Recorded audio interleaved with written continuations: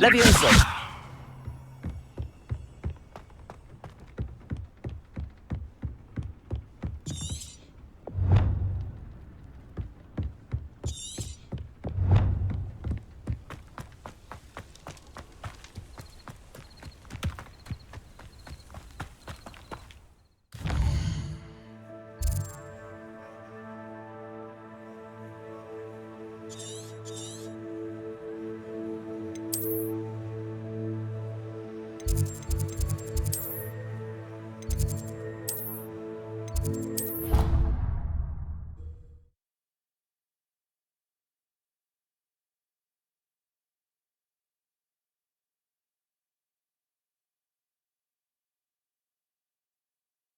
You can't imagine how inconvenient travel was before I invented flu powder.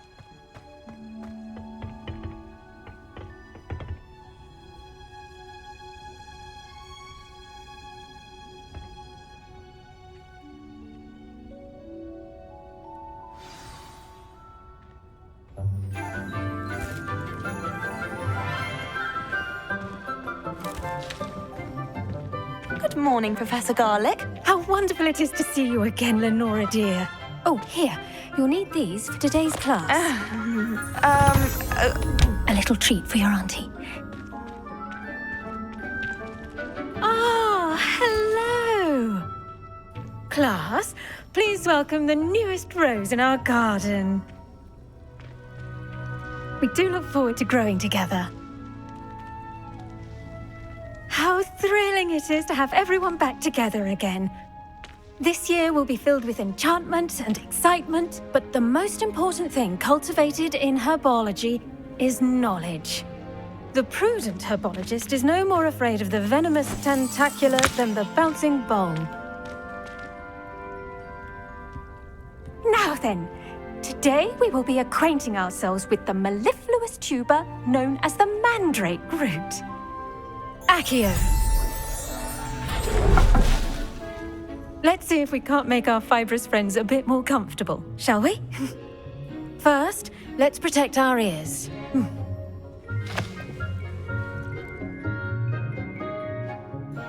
Now, everyone, grip their mandrake by the tendrils and give it a firm tug.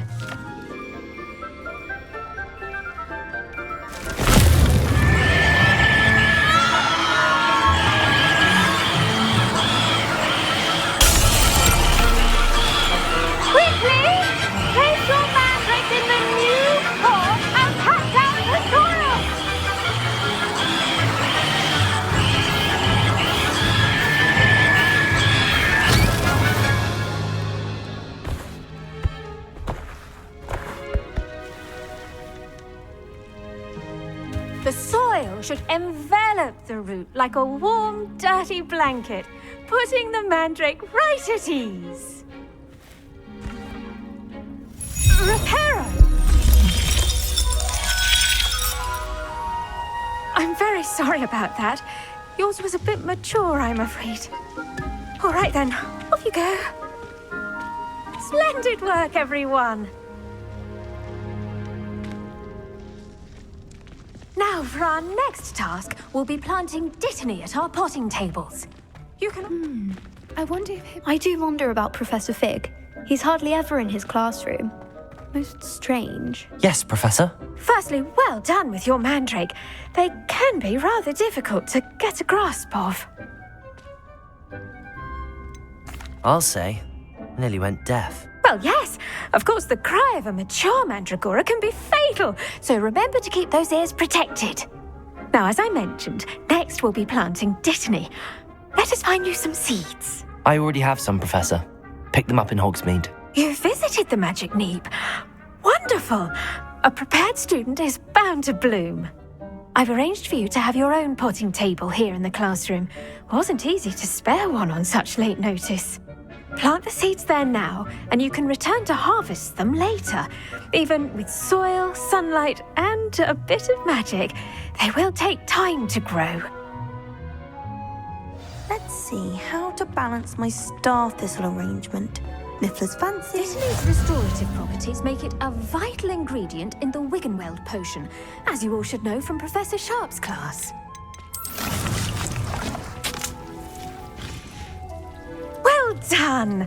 Once it can be harvested, your dittany will be ready to use in Wiggenweld potion. I'll let Professor Sharp tell you about that. Now, what say we branch out? Introduce you to a different sort of flora, the Chinese chomping cabbage. You'll find that some plants are better suited to uses outside of a cauldron. The cabbages do get testy without something to chew. Fortunately, I have a dummy for them to gnaw on. Be a dear and let them have a good chomping. Yes, Professor. They're in the other greenhouse. It's just at the end of the footbridge leading out of this room. Your classmate, Mr. Pruitt, has kindly offered to accompany you. Come back and see me when you're finished. Oh, and mind your fingers. They do bite. Protego! Hello. Saw you on your way to Hogsmeade the other day. Nice to meet you. I'm Leander. I'll be showing you the Chinese chomping cabbages. Up these stairs will take us there. Nice work in Defense Against the Dark Arts, by the way. Excuse me? Your duel with Sebastian! And he's good. Thinks he's really good. But you outright slaughtered him. It was brilliant. Oh. Well, thank you. I nearly put Sebastian in his place myself. I mean, I would have, if Hecate hadn't stopped me. Didn't she stop that dragon skull from crushing you? Here we are. Home of the Chinese chomp. Go on, grab a few of those cabbages. Just mind your fingers. I almost lost a thumb once. Don't worry. Now, see that dummy?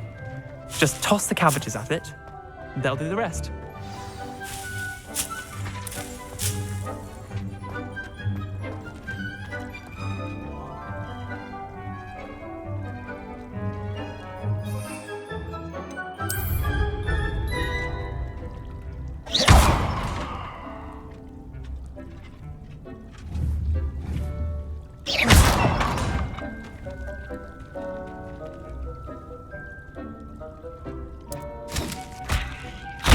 Look at that!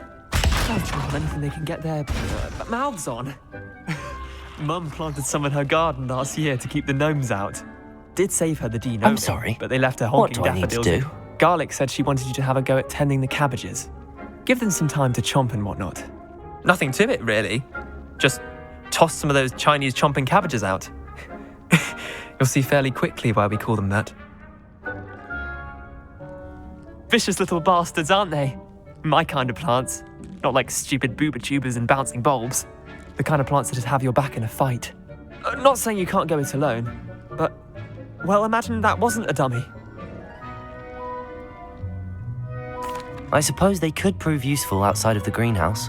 Nothing wrong with a bit of backup, even if it is from a cabbage. It's chaos out there. Trolls in Hogsmeade and such. You can't be above throwing a cruciferous vegetable if necessary. Dogweed and deathcap has more of them, if you're keen. Other plants too. Ones your parents wouldn't plant in the garden. You get the idea. Anyway, we probably ought to head back to class. Take your time. I'll see you back in class.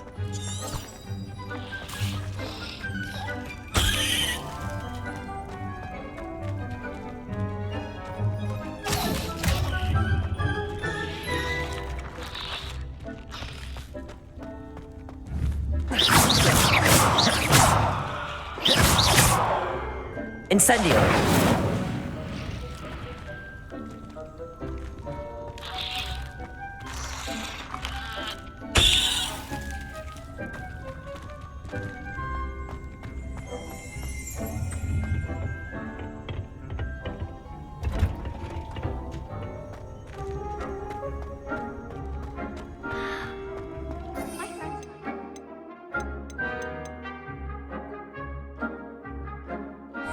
Time whenever we're at 3 broomsticks.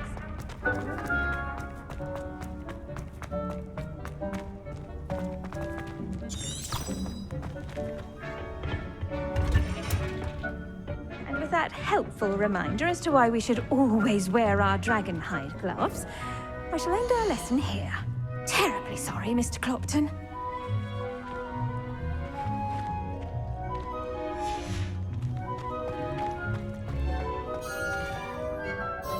I tended to the Chinese chomping cabbages, Professor. Remarkable plants, aren't they? I hope they weren't too much trouble. Oh, don't see any bite marks or missing digits. And good, as you do seem to be quite green-fingered. Oh, I'm eager to see your skill in the soil continue to blossom. Magical plants have so much to offer. I'm eager to learn more. I'm glad. Herbology is a bounteous subject. Tend to your garden, and it will tend to you. Well, I suppose that's everything. Do come by for a chat sometime. I so enjoy checking in with my new students.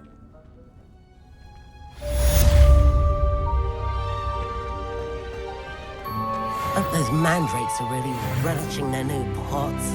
Only cost me my damned hearing. I should... Make anything grow, we must first understand it. That goes for plants as well as for... Did you know that you can use the mandrake to defend yourself? Why, the very idea.